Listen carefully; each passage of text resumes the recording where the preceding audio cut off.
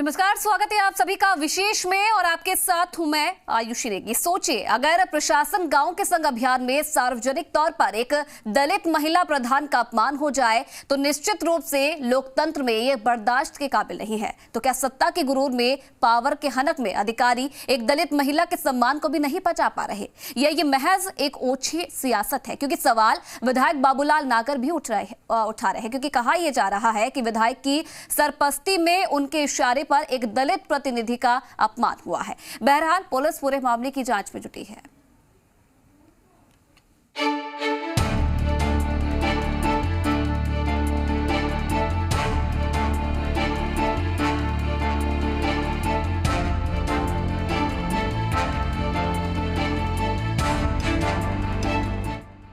राजस्थान की गहलोत सरकार की ये सबसे बड़ी महत्वाकांक्षी योजना है प्रशासन गांव के संग अभियान, यानी सरकार आपके द्वार। गांव में ही जनता की समस्या का समाधान। लेकिन पावर की हनक में कुछ अधिकारी अगर सरेआम लोगों के बीच एक दलित महिला प्रधान को ही कुर्सी से उठने पर मजबूर कर दें, फिर ये कहना पड़ेगा कि सीएम गहलोत की इस नेक नियत योजना में भी ये अधिकारी पलीता लगा रहे हैं। सवाल ये है, क्या दलित वर्ग की महिला प्रधान को जनता की सुनवाई करने का अधिकार नहीं? अगर प्रशासन गांव के संग इस अभियान में अगर गांव के प्रतिनिधियों को ही दलित होने की वजह से अपमान का दंश झेलना पड़े तो फिर ये कैसा लोकतंत्र? एक महिला को अगर केवल दलित होने की वजह से अपमान झेलना पड़े तो फिर ये लोकतंत्र नहीं, तानाशाही है।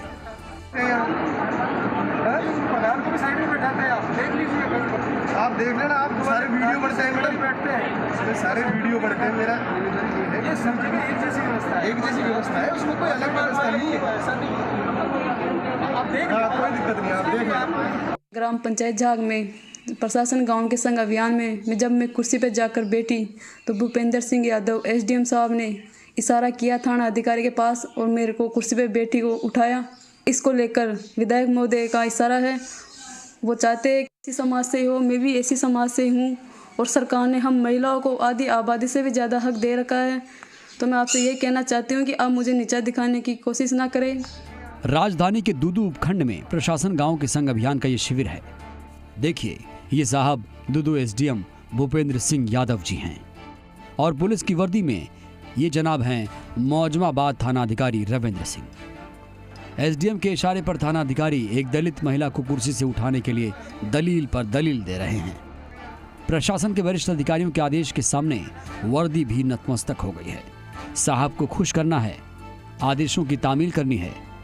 शुक्र है कि एसडीएम साहब ने कुर्सी को गंगा जल से धोने का आदेश न दिया, वरना थाना अधिकारी साहब के रवैये से लगता है वो भी कर जाते। एक नवनिर्वाचित दलित महिला प्रतिनिधि के साथ ऐसा व्यवहार दिखाता है कि एसडीएम साहब को पद का कितना गुरूर है। मतलब की बातें हैं, इन बातों में कोई मतलब नहीं है, इनका कोई मतलब नहीं, इनका कोई सार नहीं निकलता है। पब्लिक इंटेलिजेंट है, पब्लिक बेवकूफ नहीं है मैडम। हाँ, तो इन चीज़ों से कुछ भी नहीं होता है। अपना सम्मान अपने हाथ होता है। देखो, अपना सम्मान अपन ही करवा सकते हैं साहब, अपना सम्मान अपना खुद से ही होता है। कोई जबरदस्ती खुद का सम्मान खुद के हाथ में। राज्य सरकार की ओर से 2 अक्टूबर से शुरू हुआ प्रशासन गांव के संग अभियान में मुझे किसी प्रकार की सूचना नहीं मिल रही है और किसी भी कैंप में मैं कुर्सी पे जाके बैठती हूं तो मुझे एसडीएम साहब भूपेंद्र सिंह यादव मुझे कुर्सी से उठाकर डराया जाता है, धमकाया जाता है और मेरी प्रधान पद की गरिमा को ठेस पहुँचाया जाता है। इसको लेकर हम डीजीपी साहब और कलेक्टर साहब को ज्ञापन सौंप के आए हैं, फिर भी कार्रवाई नहीं हो रही है। एक दलित प्रतिनिधि के साथ सार्वजनिक अपमान के बाद बीजेपी लामबंद हो गई। महिला प्रधान का आरोप है कि प्रशासन गांव के संग अभियान में विधायक बाबूलाल नागर की शय पर अधिकारियों ने राज्यकार में बाधा केस दर्ज कराने की धमकियां दी। तो क्या दलित महिला प्रधान ओछी राजनीति का शिकार हो गई?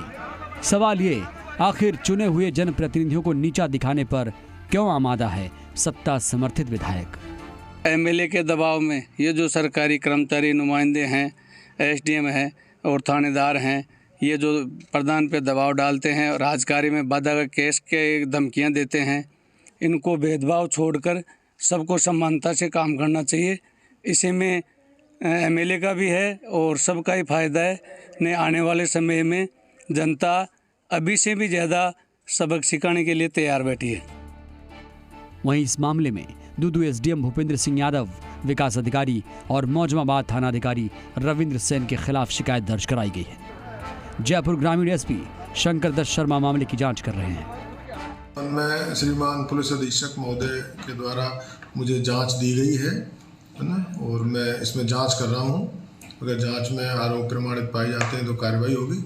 मैं इसकी जांच कर रहा हूं। बहरहाल दूदू में दलित महिला प्रधान के साथ अपमान का मामला गर्माता जा रहा है।